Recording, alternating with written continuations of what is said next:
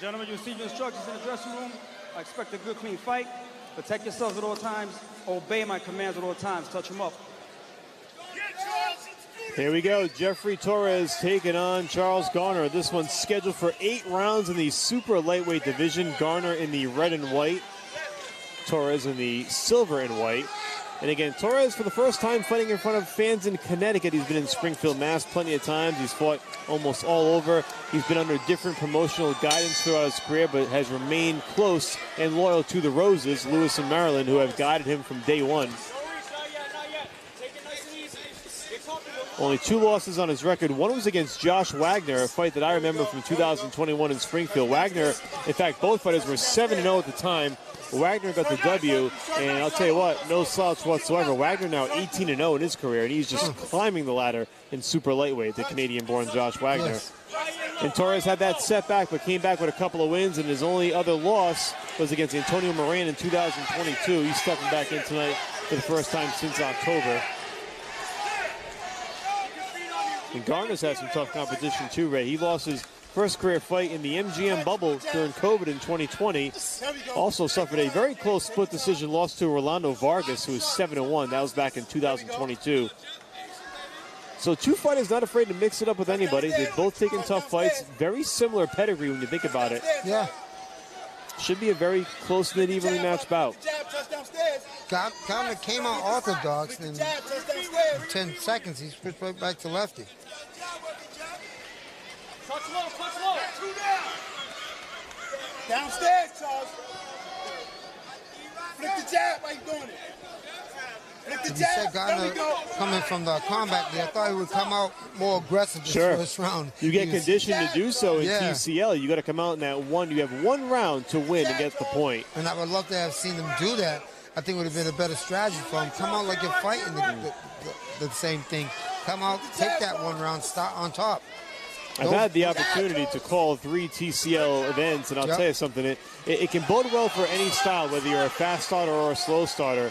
You would think, in theory, that the fast starters would benefit, but I've seen some of the slower starters work well in that format, and sometimes guys you think would succeed don't do as well. It's been a very interesting dynamic, and I also wonder, and we'll get a chance to see that firsthand tonight, how a fighter reacts going back to the regular format from TCL. You wonder if they pick up some habits along the way. But with that being said, yeah, I said I was hoping he came out fast like that. 45 seconds here to go in round 1, and the only time I've had the opportunity to see Torres fight was that aforementioned bout against Josh Wagner in 2021. And the one takeaway I had from that was that Torres really didn't let his hands go enough, and so we'll see if that's changed. Okay. It's been 3 years, so perhaps that could be a lesson learned, and he's done well going forward. From 5-1 in his last 6 fights since then, so he's definitely picked up something that's worked. The tall guy Torres is, you think, he would have a jab with a straight right hand, but he's winging his punches. Yeah.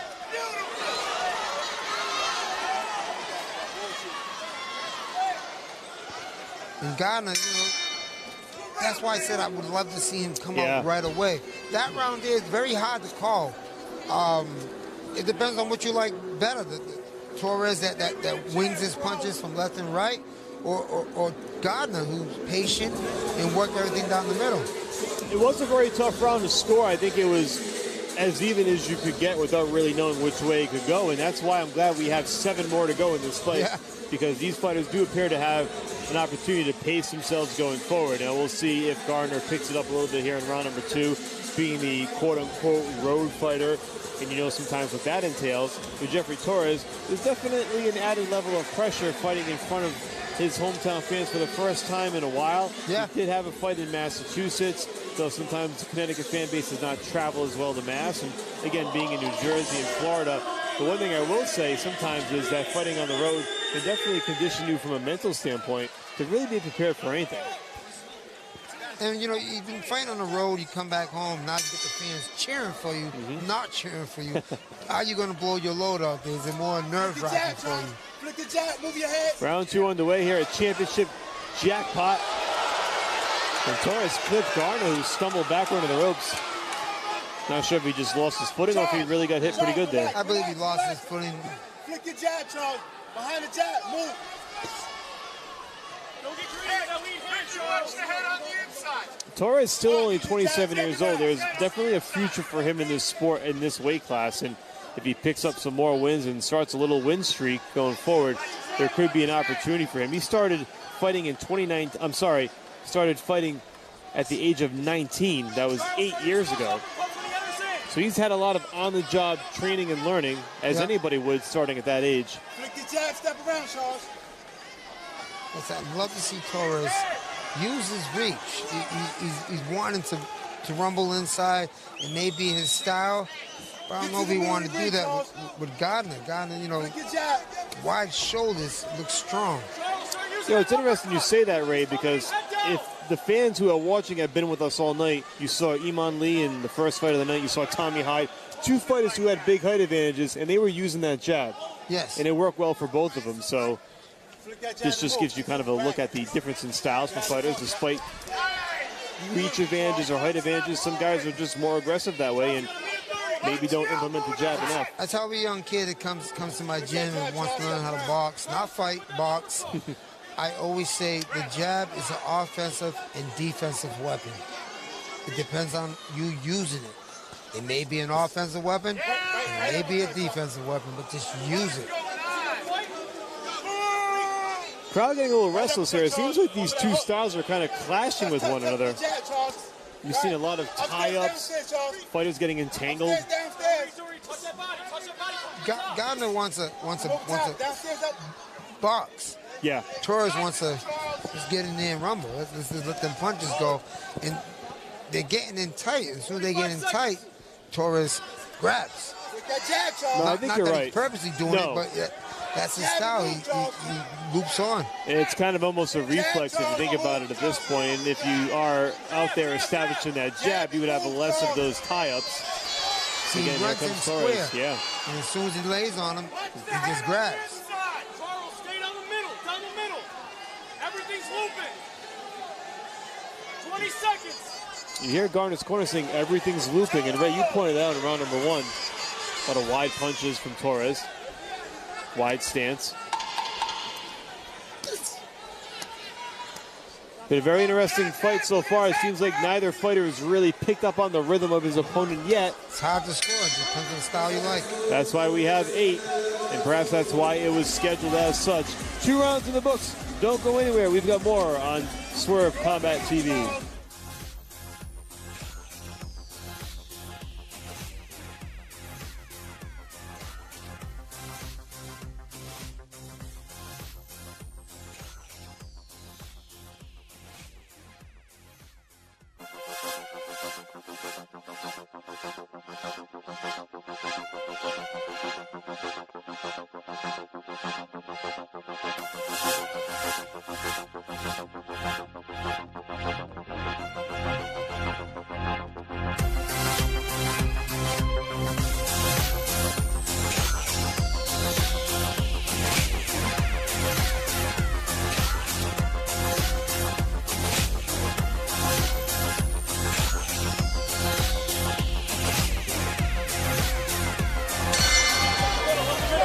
Welcome back to Mohegan Sun Arena and Swerve Combat TV. Michael Parenti joined by Sucre Ray Oliveira.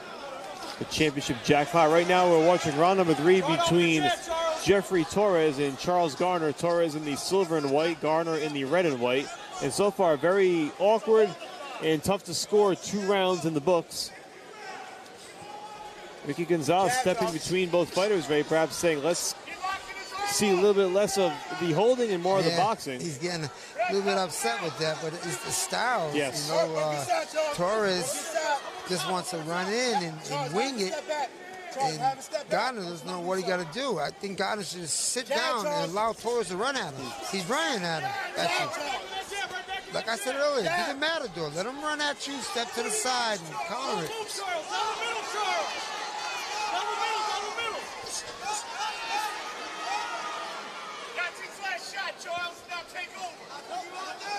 See, that's right there. They're both getting inside, but both are looking to grab or do something in there.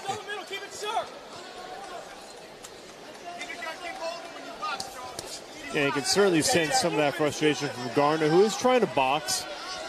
And he's comfortable on the perimeter doing that, and he's working his jab, and then Torres kind of charges in, and you get exactly what you just got right there. I think this is a style of boxing we're losing, that fighters don't know how to fight inside. They both want their space, but they're getting close to each other, and neither one knows how to fight inside but to grab. And that's the style I believe that we're starting to lose today. Everybody wants to fight from a distance. So inside boxing is what's going to get you there. And that's where the officiating comes in too, Ray, because some referees will make you fight out of it as opposed to just stepping right in. Now, in this case, Ricky Gonzalez, I don't think has a choice. I don't think either fighter would be too prone to fighting out of it. He may have to be the one who steps in there and pulls them apart to keep the fight going. But you've seen referees in the past, and they're tied up a little bit. They'll say fight out of it. Yeah, fight yourself out of it. And that's what Ricky's trying to do. He started the first 2 rounds, fight yourself out of it. Now he's seen that they're not fighting themselves out of it. They're just holding on, waiting for him to come in and say break, because they want that outsideness. Touch the body, Charles. You got to get used to being a fight in there. They grab subconsciously as they almost get tied up again and then inevitably do. But they know in the back of their minds that Ricky Gonzalez is going to step in and push them apart. So if they feel any sense of trouble, they can grab tight and just wait for the referee to come in and pull them apart. That's the 5th time now in the last 40 seconds. So we're going to get a timeout here. So Gonzalez does the talking to Jeffrey Torres, and I would be led to believe that it was about the holding. Yeah, he's charging in, and as soon as he gets the rope, he's grabbing him. Round 3 in the book says Charles Garner's got a long thread coming off his shorts. That thing's about to stretch across the ring. That's the thing about wearing tassels. You don't want to pull it. You might just take my pants off. We'll get some replay action. There's really not much to replay here. It has not been. Right here, Torres is charging in. Yeah. That was beautiful what Garner did right there. He lands the sharp punches. But again, Torres charges in. Garner's bent with his hip and he's grabbing. Now, this is the action we're seeing, but most of it was holding. It was. And you wonder if you're Garner's corner, if you're trying to keep an eye on those looping punches. And I believe, and correct me if I'm wrong, that the middle is there for the taking for Garner. If he can execute through the middle, right down the pipe, that perhaps that might stop Torres in his tracks. Sometimes the fighter will think twice if he lands or eats a couple of shots on the way in. And it's just all subjective, but there's also that possibility that it could work. And this is also where you want the corner to have the experience. Yeah. You know, a lot of these guys, this is what people say all the time, that does your cornerman need to have boxing experience? Absolutely. I say yeah. They should. You know? Unless he's did over 300 pro bouts, then he doesn't. But if he did probably 100 or 20, he needs boxing experience to know in situations like this, what do I do? Have you been in that situation? Yes. Or seen that situation, and what did that fighter do? And you got to tell me what to do. I think that's exactly it. It's the situational awareness that a former pro brings to the ring, or someone that's been in the sport long enough, knows and has seen every scenario possible. You don't have to be a fighter, but you have to be in the be around long to know what do you do in this situation? What have you told somebody this situation to do? Round number 4, this one's scheduled for 8. Michael Parenti and Sucre Ray Oliveira bringing you all the action from Championship Jackpot, presented by CES Boxing on Swerve Combat. Once again, Jeffrey Torres in the silver and white from New Haven, Connecticut, taking on Charles Garner in the red and white from Buffalo, New York. If I was Torres' corner, I'd tell him, keep doing what you're doing. You know, it's working for you. The other one coming forward, keep doing what you're doing. As for Garner, stay lefty. Stay lefty. Let him charge in and step to your right side. Nice right hand there by Torres. And this time it's Garner tying up as he charges his way in. I think Torres is getting a little bit of space here in this round, Ray, and he's done a better job on the outside, landing some of these shots. We've seen a little less holding as I say it, we see it now, but at least this time it's a lot less. It has been less than round 4. Both fighters are getting their space now to throw punches. They're starting to stay in the middle of the ring instead of the ropes. If I'm Ricky Gonzalez, I go back to what we said in round 4. I let them try to fight out of it. I know there's a consequence to that. Feet get tangled, guys go down, they hit the deck, but You don't want to slow the pace too dramatically. See, what Torres wants to do, he wants to keep the fight in the middle of the ring.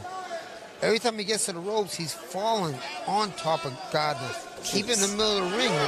Ooh, there's a big left hand. Right hand, I'm sorry, by Torres, and he sends Garner crashing to the canvas. Like I said, he kept it in the middle of the ring. That left hook connected. Don't run to the ropes. Keep it in the middle of the ring. A huge break here for Torres, who now sees the blood in the water here for the final 15 seconds. He's going to try to reload on Garner. Another shot there, another overhand right by Torres. Garner's just trying to stay out of harm's way and survive the bell. Another flurry of left and rights by Torres. Garner stumbling in the ropes, and down he goes again. Is that I don't know, is that a knockdown after the bell? I haven't even heard the bell. The bell was sounded. You got better hearing than I do. So the bell rings, Garner gets up, they're going to wave it off. That's it. Jeffrey Torres with the knockout victory. What a sensational knockout for Torres.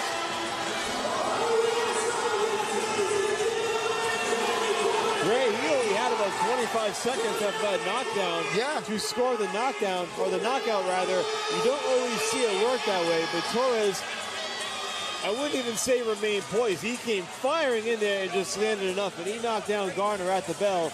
And although Garner got to his feet, Ricky Gonzalez says that's enough for him tonight. Torres kept doing what he was doing. He was charging in and throwing it wild.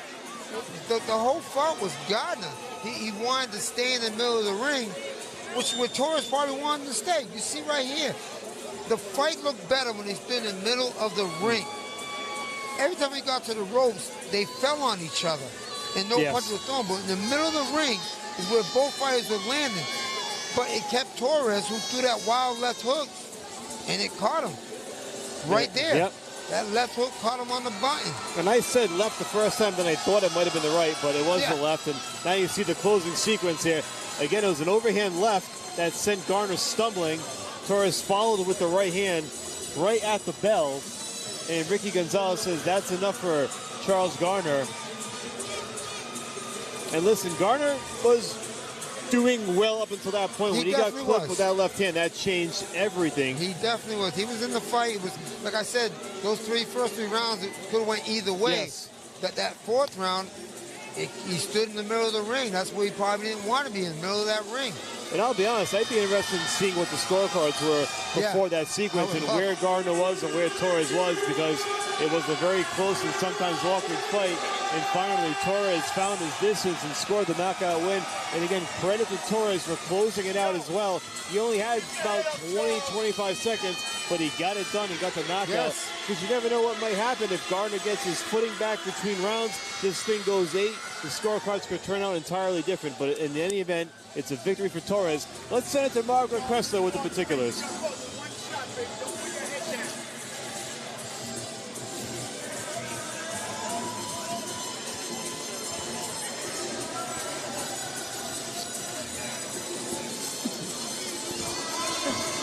Ladies and gentlemen, at 2 minutes and 59 seconds into round number 4, Gonzalez hits the ball out there for your winner, Jeffrey El Belcito Torres. And so there it is, a 4th round knockout victory for Jeffrey Torres, who improves to 13-2, 7th knockout win of his career, and a beautiful homecoming victory for this young fighter. Sky's the limit for Torres, just 27 years of age. Very much looking forward